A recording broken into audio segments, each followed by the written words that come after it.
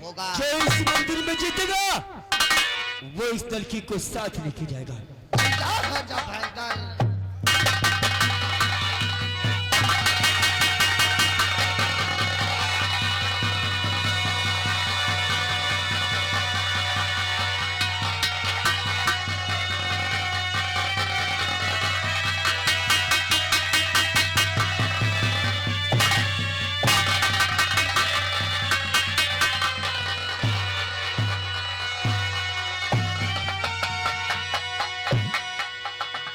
लक्ष्मी, माँ हो तुम लक्ष्मी, अपने बेटों को आशीर्वाद की सिवा दे भी क्या सकती हो? मैं भी अपने बेटे पे हाथ नहीं उठाऊंगा।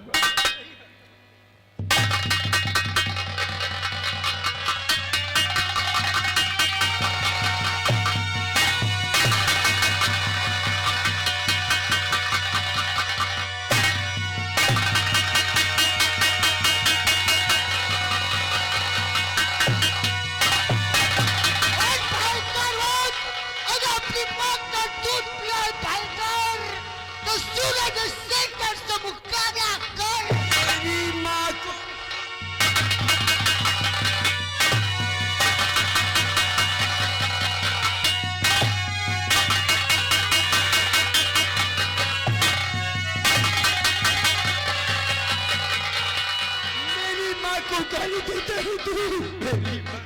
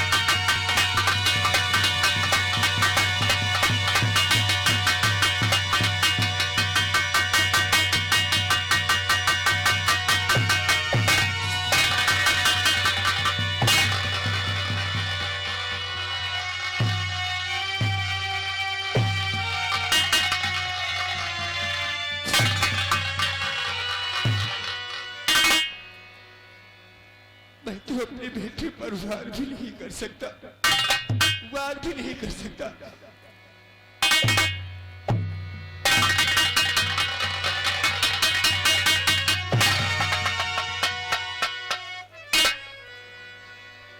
तू मेरे बाप का कातिल है भाईजान।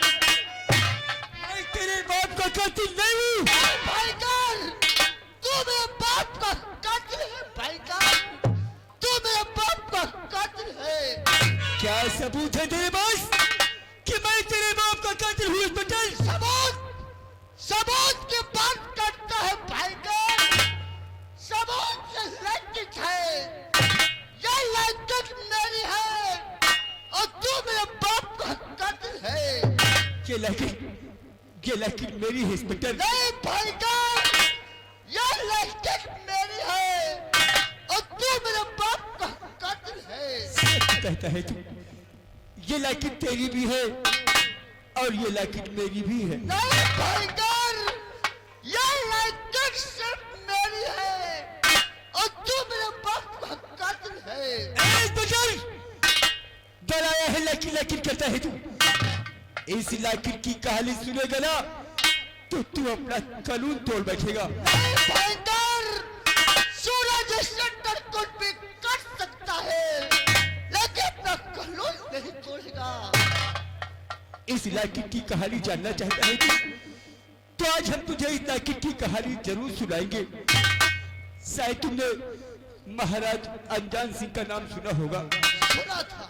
महाराज अनजान सिंह और अनजान सिंह का भाई रंजीत सिंह और रंजीत सिंह की बीबी लीलावती और अनजान सिंह का बेटा भारत, भारत की बीबी लक्ष्मी और लक्ष्मी की गोद में एक छोटा सा बालक।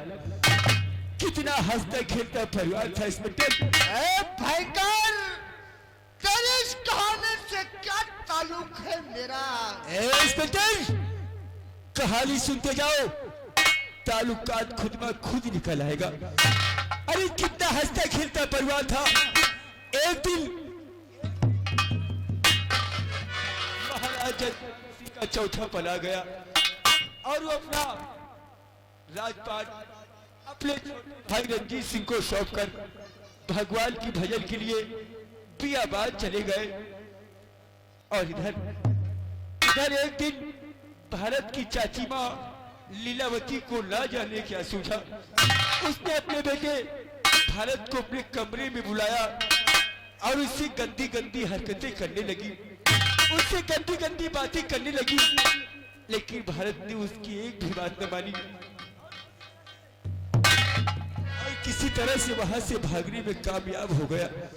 तो जानते हो इंस्पेक्टर, उसकी चाची वाले उसके पिता अनजान सिंह का खून करवा दिया, जो बियाबान में भगवान की भजन कर रहे थे। और उस खून का इल्जाम उस बेटे पर लगाया गया, जो बेटा अपने पिता के चरणों की पूजा करता था। उसके चाचा जी ने उसे अपने पास बुलाया और उसे बहुत मारा। मारने के बाद उसे 5 महीने की सजा सुना दी और दरबारियों से कहा, ले जाओ इसे जेल में डाल दो। दरबारी लोग मुझे पकड़